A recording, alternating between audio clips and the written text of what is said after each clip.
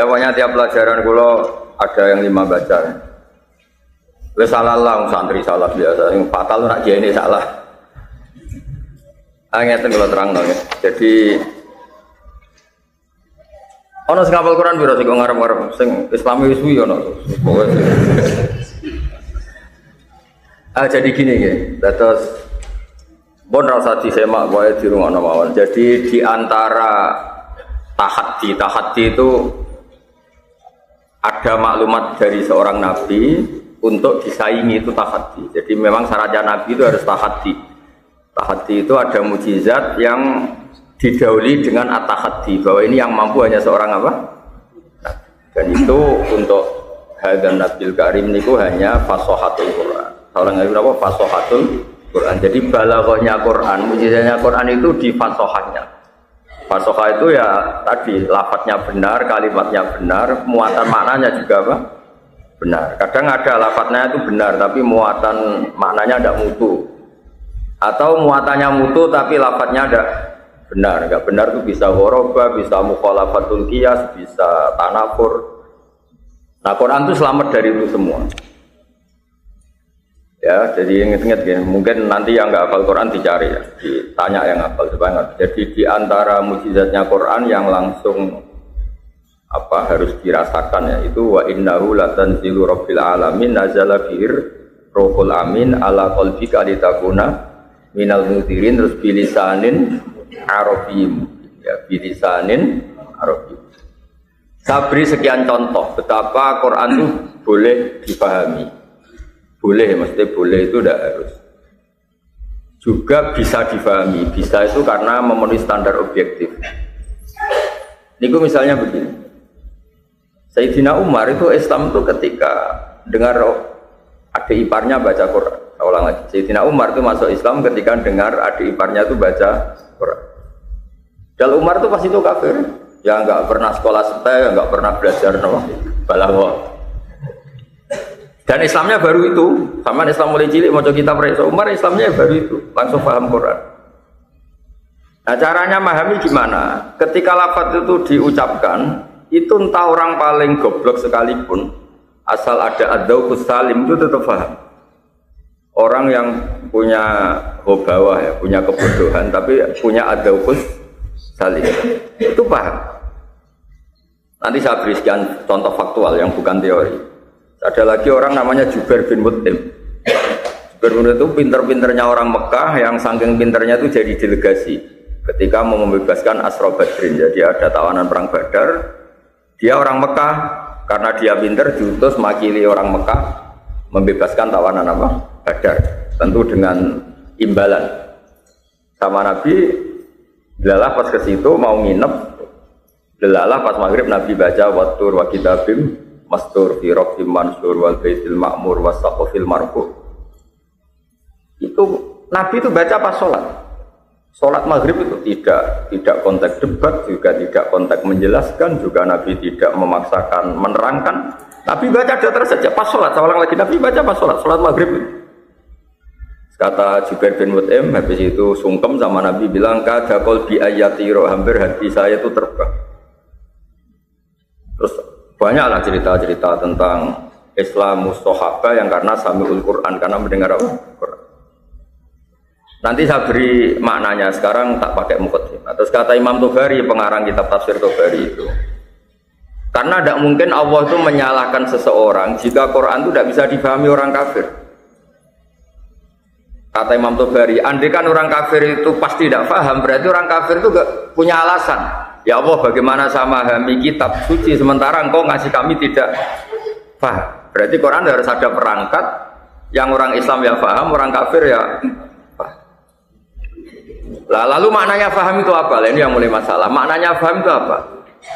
Sya'nuhu dzalik, lah itu yang mulai ada perdebatan mantek. Apa sya'nuhu? Bukan faktual. Misalnya begini, dengerin ya. Allah misalnya bilang hadal ma' royan atau hadal sef kotek, ini pedang bisa memenggal, ini pedang bisa memutus kayu ini, bisa memenggal, bisa memotong kayu ini.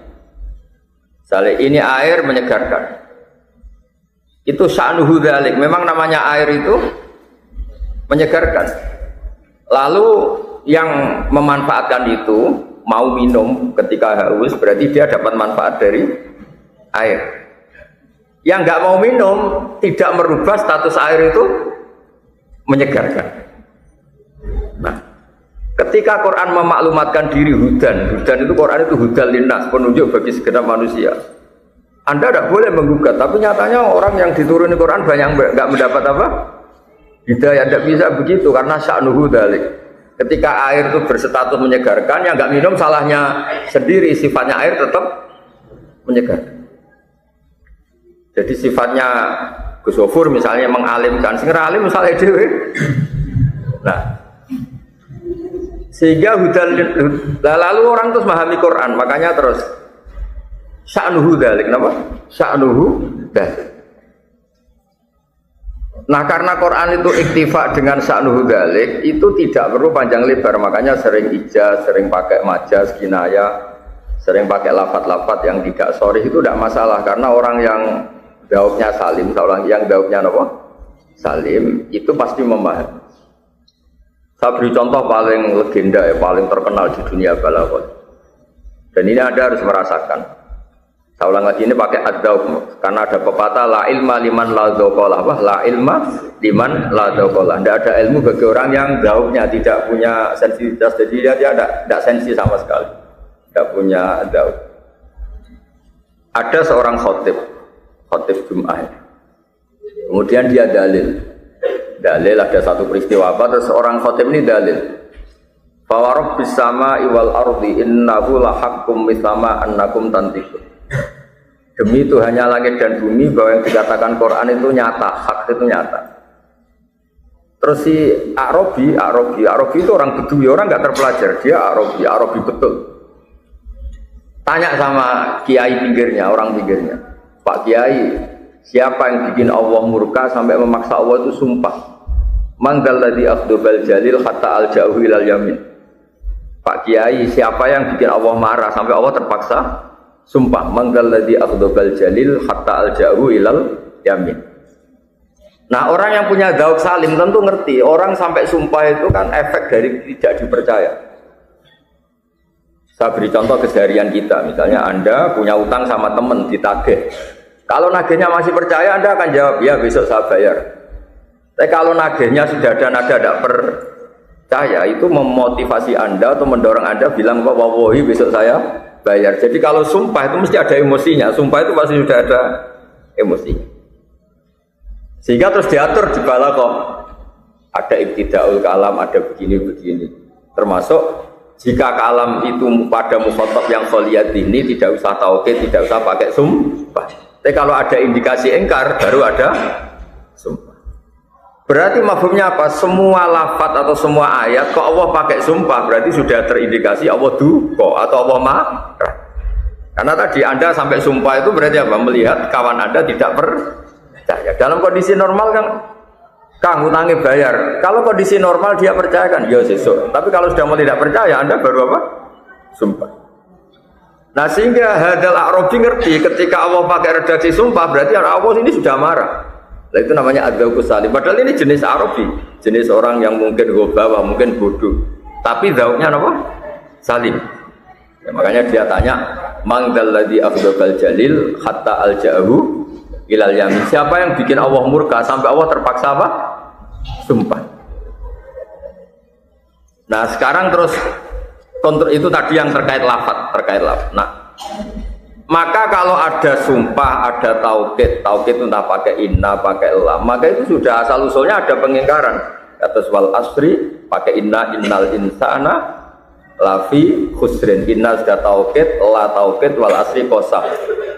Berarti Allah tahu betul ini ada pengingkaran masif atau pengingkarnya mukhatab yang enggak iman sama Quran, sehingga untuk penjelasannya pakai beberapa perangkat taukid, mulai qasam, mulai inna, sampai la lafi. Itu namanya apa? Ad-dzauqus salim, apa? Ad-dzauqus. Nah, begitu juga Jubair bin Mut'im ketika dia di Mekah, di Madinah, dia orang Mekah ke Madinah untuk negosiasi membebaskan Asra Badrin. Ketika Nabi baca Quran, Nabi bacanya datar. Di antara yang dibaca tadi, dengerin ya, ini yang mungkin yang hafal Quran nanti nyari, ini di surat At-Tur. Am khuliqu min ghairi syai'in am humul khaliqun. Kata Allah begini. Kalau Anda tidak percaya satu Tuhan, ini kata Allah. Kalau Anda tidak percaya satu Tuhan, gampang. Kamu merasa wujud tanpa asal usul. Am khuliqu, kamu merasa wujud tanpa asal usul. Atau kamu gede rumongso bahwa kamu adalah al-khaliqun am humul khaliqun. Kamu merasa jumawa bahwa Anda ini pencipta langit dan bumi. Am khalaqus samawati wal ardh.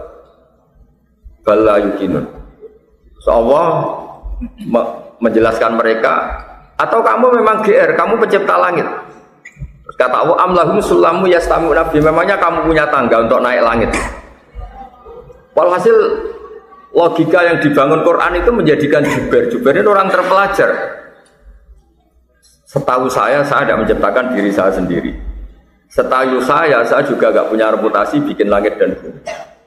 Wah, itu sekarang dibombardir sekian logika, mulai am khuliqu min ghairi syai'in amul khaliqun am khalaqus samawati wal ardh balla yuqinun am indahum khazainu rabbika am humul musaytirun am lahum sulamu yastamu'una fi falyati mustami'uhum bisultanim mubin. Itu kata Jubair sebagai riwayat. Keadaan sodi akolbi, hati saya hampir hancur. Makanya kata Ibnu Jarir At-Tabari, balaghatul Quran itu dimulai dari struktur katanya yang memilih kata-kata yang tidak mukhalafatul qiyas, tidak ghorabah, tidak tanafur. Dan nanti secara makna itu ada konstruksi yang utuh menurut ilmu mantek. Salah lagi. Ada konstruksi utuh menurut ilmu apa? Mantek. Kayak tadi am khuliqu min ghairi syai'in am humul khaliq. Jadi kemungkinannya manusia itu kan dua. Dia makhluk. Kalau dia makhluk ya sudah harus ikrar adanya khaliq. Kedua, dia boleh GR sebagai khaliq. Kalau GR gede rumongso ya buktikan kalau mereka punya reputasi am khalaqus samawati wal ardh. Terus walhasil Jubair menjadi Islam. Nah itu yang menjadikan kata Allah cukup dengan Quran ini sebagai mukjizatnya Rasulullah Shallallahu Alaihi Wasallam. Tapi caranya tadi ada ad-dauqus salim. Seolah lagi ada ad-dauqus salim. Ad-dauqus salim itu penting sekali. Saya beri contoh lagi ini yang real ya. Ketika Imam Syafi'i jadi ahli fikih, tentu beliau seorang mujtahid, bilang jika tayamum itu disebabkan faqdul ma, tidak menemukan apa? Air, maka kalau kamu di daerah tertentu yang enggak ada air, syarat sahnya tayamum harus ada sabkut tolak. Kamu nyari-nyari dulu sampai di takrib dicontohkan kalau ada tempat atas nyari di atas, kalau ada bawah turun ke, pokoknya harus nyari-nyari dulu baru sah tayamum. Setelah nyari-nyari dan tidak menemukan air baru sah. Ditanya sama orang-orang, apa dalilnya kalau harus tolabul ma? Ya, apa dalilnya harus tolabul ma sebelum tayam? Imam Syafi'i ngendikan wa in kuntum ala safari satu falam tajidu ma'an. Apa falam tajidu ma'an? Jika kamu dalam bepergian, Allah ngendikane falam tajidu ma'an, kemudian Anda tidak menemukan air. Kata Imam Syafi'i, la yuqalu liman lam yatlub lam yajid wa inna ma yuqalu lam ya'rif. Sampai dikatakan tidak menemukan karena sudah nyari-nyari tidak ketemu. Kalau belum mencari namanya tidak tahu. Lah itu ada, kenapa? Ya, kamu tak suruh. Saya carikan Umar. Kalau sudah nyari-nyari baru bilang enggak ketemu. Kalau belum nyari-nyari namanya tidak tahu. Makanya Mas Syafi'i harus ada tolabul ma. Ditanya, kenapa harus tolabul ma? Karena Allah ngendikan falam tajidu ma'an. Terus dawuh beliau la yuqalu liman lam yatlub lam yajid. Tidak bisa orang yang belum mencari-cari kemudian berstatus lam yajid. Dikatakan lam yajid mesti ba'da sabkit tolak. Nah, itu namanya ad-daw. Kenapa? Ad-daw. Sama seperti logika mantek. Mantek itu adalah logika yang dibangun oleh akal sehat sesuai asyik bihasabi, sesuai sesuatu itu sesuai kodratnya. Misalnya gini, ya ayyuhalladzina amanu satrusih idza qumtum ila sholat faghsilu wujuhakum. Itu kalau kamu pakai lafaz saja. Idza qumtum nalikane wis jumeneng sira kabeh ila sholat faghsilu wujuhakum. Wong sudah sholat kok malah suruh basuh wajah kan malah batal. Maka di sini dibutuhkan takdir idza aradtum as-shalat. Karena kalau nyatanya sudah sholat, itu harus ada sabkut tatahur, harus sudah suci. Masa idza qumtum ila sholat, qumtumnya itu sudah sholat, qumtum sudah, kemudian baru faghsilu wujuhakum, kan tidak mungkin. Nah itu yang menjadikan terus konstruksi Quran utuh. Karena apa? Ditemukan secara kaidah idza itu tusayyirul madhiya mustaqbala. Yang dikatakan idza adalah lafaz yang mestinya madhi sekarang jadi mustaqbal, karena kekuatan idza istilahnya kalau dalam kitab nahwu termasuk hal yang bisa qalbin itu, misalnya yang madhi jadi mustaqbal, yang mustaqbal jadi apa? Madhi. Yang penting itu sampean tahu bahwa misalnya kita tidak nekuni bahasa Arab karena kita ada orang Arab. Kuncinya memahami Quran itu adzauqus salim, apa? Adzauqus salim. Kita punya perasaan yang normal. Salim itu normal. Ya kayak tadi, kalau kita diskusi sama seseorang, kok orang itu sampai sumpah, itu sudah menunjukkan orang itu tersinggung. Nah, tersinggung itu menjadikan orang itu sumpah. Makanya terus diteliti, ketika Allah sudah sumpah, rata-rata ya temanya Allah sedang murka. Nah, seperti tadi Qisatul Arabi khina sami al-khatib membaca apa? Fa rabbis samai wal ardi innahu lahaqqum mithama annakum tantikun. Terus hadal Arabi yaqul man kalladzi akhdubal jalil hatta al-ja'u ilal yamin. Siapa yang bisa bikin Allah murka sampai Allah terpaksa apa? Sumpah. Ya terus begitu. Yasin wal Qur'anil Hakim innaka laminal mursalin, sampai Allah bilang begitu. Sumpah wal Qur'anil Hakim berarti apa? Ada sabkul ingkar linubuwati Muhammad. Apa? Ada sabkul ingkar linubuwati Muhammad, sampai Allah perlu ngendikan pakai redaksi yang tidak standar kholiyadini. Nanti di balagha harus ada taukid, harus ada qasam. Karena apa? Mukhatabnya sudah ada ingkarnya. Makanya apa Yasin wal Qur'anil Hakim innaka laminal. Terus yang terakhir kangge muqaddimah niki ilmu balaghah. Pentingnya ngaji balaghah begini. Istiqmalul Arab itu menjadikan kita tidak harus menganalisis kalau itu nyata. Di bab-bab yang memang bisa dianalisis itu tasbih. Soalnya di bab-bab yang bisa dianalisis itu tasbih. Misalnya begini. Summum bukmun umyun. Orang kafir itu faktanya kan bisa ngomong, ya bisa mendengar. Tapi Allah bilang orang kafir itu sumun. Sumun itu dungu. Sumun bukmun itu bisu, nggak bisa ngomong. Umyun itu buta, nggak bisa melihat. Nah kita kan kalau dicek secara fisik, kan orang kafir ya bisa mendengar, bisa ngomong, terus bisa melihat. Tapi Allah ngendikan sumum, bukmun, umyun. Itu nggak ada kaf tasbih, juga nggak ada wajah tasbih. Tapi orang Arab, istiqmalul Arab tuh ngerti. Orang tuh mungkin ya kalau tidur atau rebahan dilangkai temannya, itu paling masih mangkel bilang kayak ketek gitu, atau kayak kuku. Tapi kalau yang dilangkai kepala kamu, mungkin langsung bilang ketek. Tingkat mangkel itu pertama kalkiroda atau kalkirdi. Kalau mangkel banget itu kirdun, sudah ada kaf. Nah, begitu seterusnya. Misalnya kamu ganteng separuh-separuh, mungkin orang bilang anta kal badri.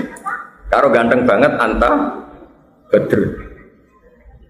Nah begitu, kalau Allah sudah murka itu Allah tidak bilang antum kasummi, antum kal bukmi, antum kal ummi. Saking mangkelnya Allah, kaf tasbih itu dibuang langsung apa? Sumum bukmun ummi. Sale kangkang diajari, kadang pinter, kadang ora, santri kayak kebo. Nah, gobloknya kenemenan kan kiai ini langsung muni oh kebo. Nah, itu istiqmalul Arab, napa? Sehingga nanti lafaz yang kaf tasbihnya dibuang, wajah tasbihnya dibuang. Itu berarti al-mubalaghah fil madhi awid dzam, al-mubalaghah fil madhi awid dzam. Makanya kalau orang ngelam Nabi itu ngintikan apa? Anta syamsun, anta badrun, nggak boleh pakai kaf tasbih. Nanti kadar balaghahnya kurang, harus apa? Anta syamsun, anta badrun, anta nurun, fawqon. Sama ketika Allah murka di dzam ya, di bab dzam. Dzam itu ya dzam lah. kalau ketika Allah murka sama orang-orang kafir apa? Ngendikannya apa? Wa ja'ala minhumul qiradata wal khanazira wa abadat tauhid. Itu sudah ada kafnya saking murkanya Allah. Dasar kera, dasar abadat tauhid. Itu ilmu-ilmu yang harus kamu punyai untuk bekal baca tafsir. Makanya kalau goblok gak banget-banget itu Allah jangan ngendikan kama salil khimar. Kama salil kalbi itu masih mendingan karena ada kaf apa? Kalau masih ada kaf. Kalau Allah sudah tidak berkenan betul ya tadi sumum, hukmun, mati juga sama, kematian mati. Mati itu nggak bisa memahami. Mati itu apa? Mati itu orang yang nggak bisa apa-apa lagi. Ya seorang lagi mati itu orang yang nggak bisa apa-apa lagi, mendengar tidak bisa, memahami tidak bisa, melihat tidak bisa. Ketika Nabi jadi Nabi itu lama dan selalu menerangkan Quran begitu jelasnya dan logikanya begitu jelas. Tapi orang-orang kafir tetap nggak paham. Apa cara bela Nabinya itu unik. Fa inna kala tusmi'ul mautah. Wala mau mati buat terang nomat itu angel-angel. Lalu kita yang paham bener mati. Itu kan wes parah itu. Jadi subbihu bil amwat karena sudah enggak ada li adamin tifaib sudah tidak bisa apa-apa lagi. Fa inna kala tusmi'ul mauta wa la tusmi'us summat du'a. Idza wallau mudbir wa ma anta biyadil ummi an dalalatihim itu orang tahu maksudnya bukan kalau orang mati diomongi enggak paham orang mati betulan itu tentu Allah Ta'ala anil akbas. Allah enggak mungkin ngendikan sesuatu yang semua orang tahu kalau orang mati itu diterangkan enggak paham. Maksudnya apa? Orang yang hidup normal, urusan uang tahu, urusan kebutuhan nafsunya tahu, kebutuhan yaumiyahnya tahu, tapi pas kebenaran tidak. Itu terus digojlok oleh pangeran, fa innaka la tusmi'ul mauta wa la tusmi'us summat du'a. Nah, jadi pentingnya balaghah. Nah, penolongnya apa tadi? Ya ilmu balaghah tadi. Ketika kita ngaji balaghah diterangkan, rukun tasbih itu ada musabbah, ada musabbabah, ada wajud tasbih, terus ada adatut tasbih. Nah yang lazim itu hanya musabbah sama musabbabah. Adatut tasbih bisa dibuang, wajah tasbih bisa dibuang. Kapan buang itu? Ketika kepengen nemen-nemen nih, kepengen maknanya ini mubalaghah, kepengen maknanya itu balaghah. Ya tadi kalau goblok tidak nemen-nemen tuh orang mungkin guru anda juga bilang, oh kayak kebun, es goblok banget itu. Oh dasar kebun. Itu normal di semua bahasa dunia. Saya ulang lagi, itu normal di semua bahasa dunia. Nah, Quran itu sering begitu. Ya, makanya ngaji ya kayak tadi sumum, hukmun, kayak tadi fa innaka la tusmi'ul mauta wa la tusmi'us summat. Makanya penting lah. Pentingnya apa lagi itu? Pentingnya lagi nanti begini. Jika itu tidak nyata. Tidak nyata itu karena setelah diteliti secara fisik orang ini itu begini. Ya gampang. Satu dianalisis pakai tasbih tadi. Berarti analisis pakai balaghah. Soal analisisnya pakai apa? Atau pakai nahwu. Kalau nahwu lebih begini. Amil itu udah harus menyebut makmulnya dan nanti makmulnya itu muncul sesuai konteks yang diinginkan mutakallim. Seorang lagi amil itu tidak harus menyebut makmul. Nanti makmulnya itu ditakdirkan sesuai keinginan mutakallim. Misalnya begini. Sumun la yasma'unal haq. Orang-orang kafir itu tuli dengar hati tidak mendengar kebenaran. Sumum bukmun la yatakallamuna bil haq. Mereka tidak bisa ngomong yang benar.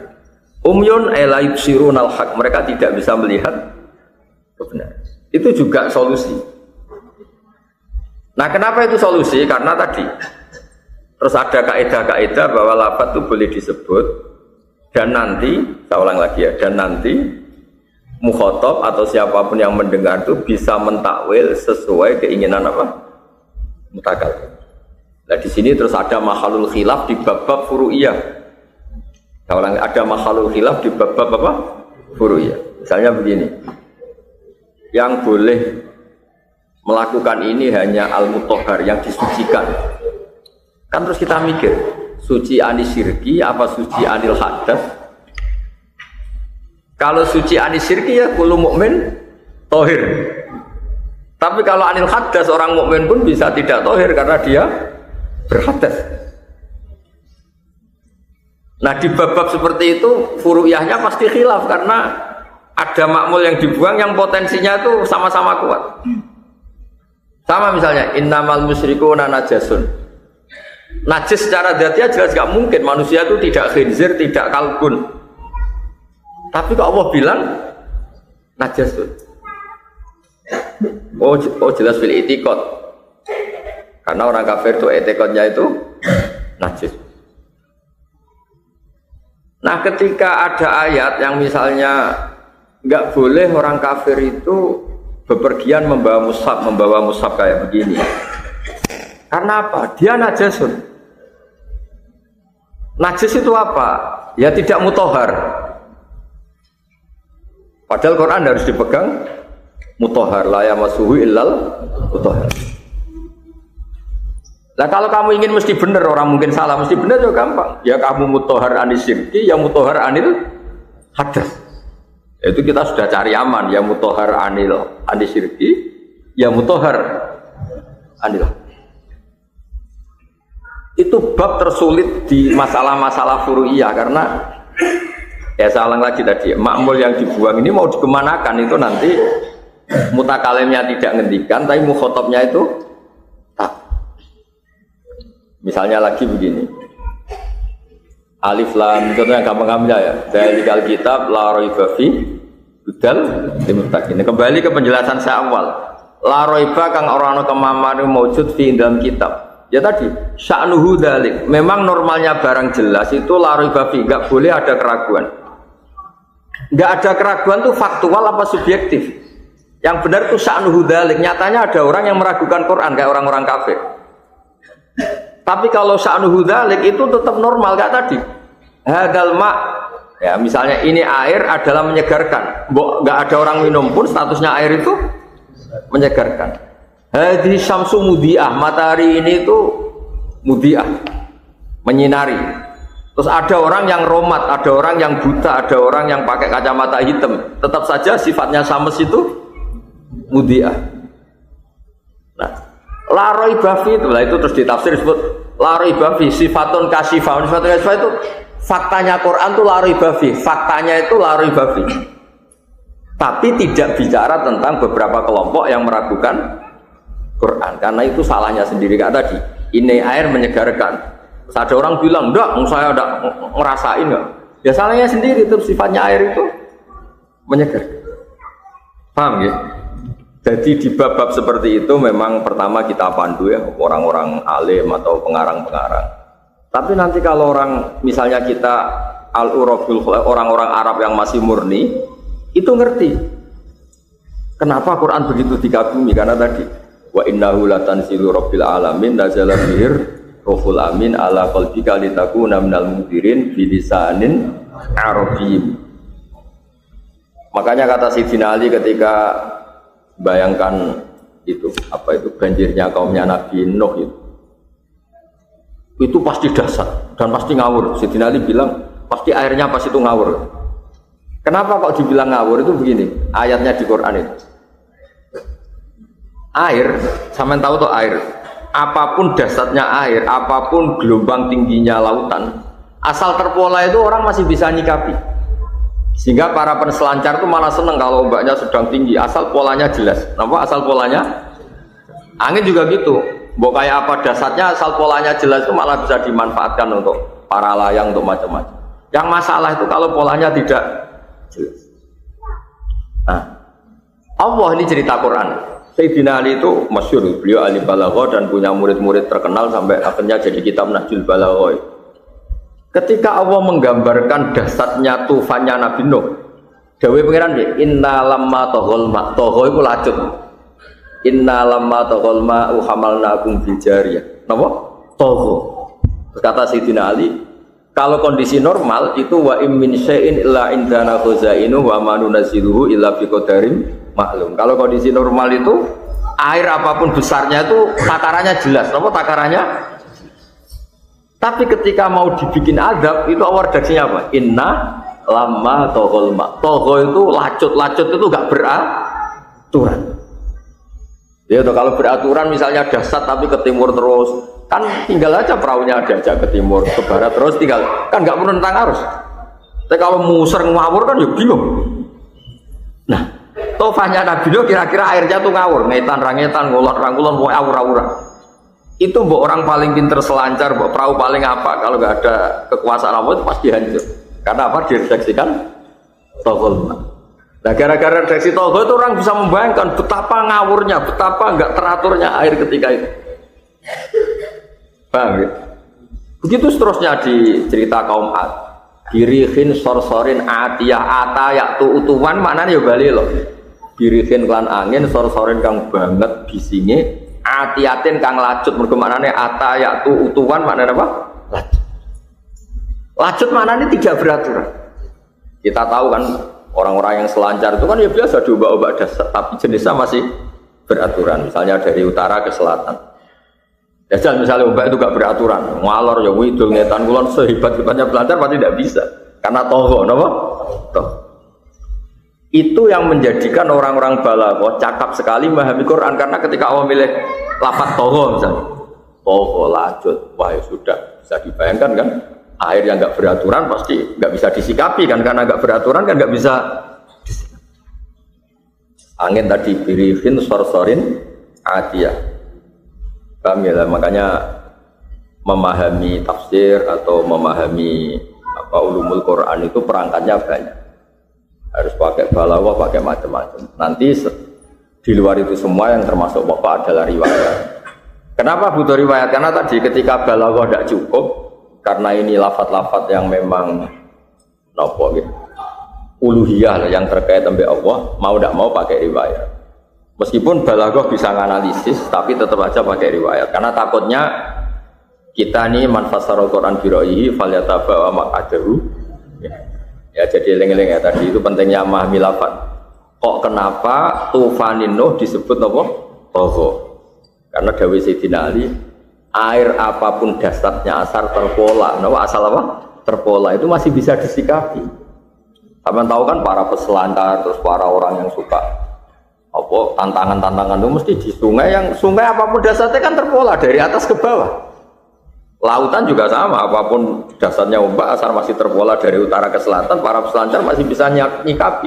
Ini toh bahkan di sebuah riwayat itu sampai malaikat tuh kaget. Ya Allah, saya tidak sanggup lagi ngurusi air ini karena tak introseni sudah tidak mau kan. Nah, itu toh redaksinya inna lamma toghol toghol. Lah kenapa Nabi Nuh selamat? Karena Allah ngedaksinya inna lamma toghol hamalnakum. Nah itu rujuknya di Allah. Ya sak balil-balil air kan nggak bisa menghadapi Allah. Lah perahunya Nabi Nuh ini langsung hamalnakum. Wes ana kowe selamat, aku sing ngurusi. Malaikat tidak sanggup. Nah, itu terus ketemu kan, toh itu nggak bisa dikendalikan bahkan oleh malaikat. Hamalna karena rujuknya na itu ingsun Allah. Nabi Nuh tetap selamat tapi murni karena kersane Allah. Tapi yang orang kafir apapun pinternya selancar, pinternya renang nggak bisa karena airnya sudah toh. Makanya Sayyidina Ali ketika nerangkan itu baca dua ayat. Inna lamma tawal ma hamalnakum fil jariyah. Kata Sayyidina Ali, biasanya air itu normalnya wa immin syai'in illa indana khuzainuhu wa ma nunazziluhu illa biqadarin ma'lum. Biasanya air itu diturunkan ya ada porsinya, ada aturannya, ada itu wa ma nunazziluhu illa biqadarin ma'lum. Nah ini sudah ada qadarin ma'lum karena sudah tokoh. Ya jadi kalau suwon anak-anak stay jadi ini sebagai mukaddimah. Makanya kalau maknani maksud kulinakno nak jamak-jamak, nak mufrad terus makna dasar itu nggak boleh kamu ganti-ganti. Karena nanti ada gunanya, mana dasar ini ada guna. Ya misalnya tadi inna lama toghol mak, kok misalnya diganti ala dhuwur apa alma. Sak dhuwur-dhuwure banyu kan iso disikapi. Misalnya ada banjir 6 meter, kita di atas perahu kan selesai. Tapi kalau togho masih 1 meter nak togho pusing kan? Ya kan? Ada orang gagal perkasa tapi khusyuk ning pondok kan gampang ngendhalekno, tapi cilik-cilik ini mbuling kan pusing. Karena togho. Pokoknya togho ruwet, Artinya gini, toh itu tidak bisa diganti Allah. Kalau Allah misalnya banjir ketinggian 7 meter, asal polanya jelas, kan iso bogo renang, boyus. Tapi kalau toh, nah itu pentingnya ilmu balaghah. Jadi lafadz tidak bisa apa, makanya termasuk kelebihannya balaghah itu satu lafadz tidak tergantikan yang lain. Karena Allah sudah memilih itu sudah yang paling apa istilah a'la darwatil balaghah itu sudah kata-kata. Ya ngoten kula suwun berikutnya juga gitu yang baca 5 terus pakai makna-makna kuno karena tadi supaya ngerti lah supaya ngenang jasanya ulama-ulama.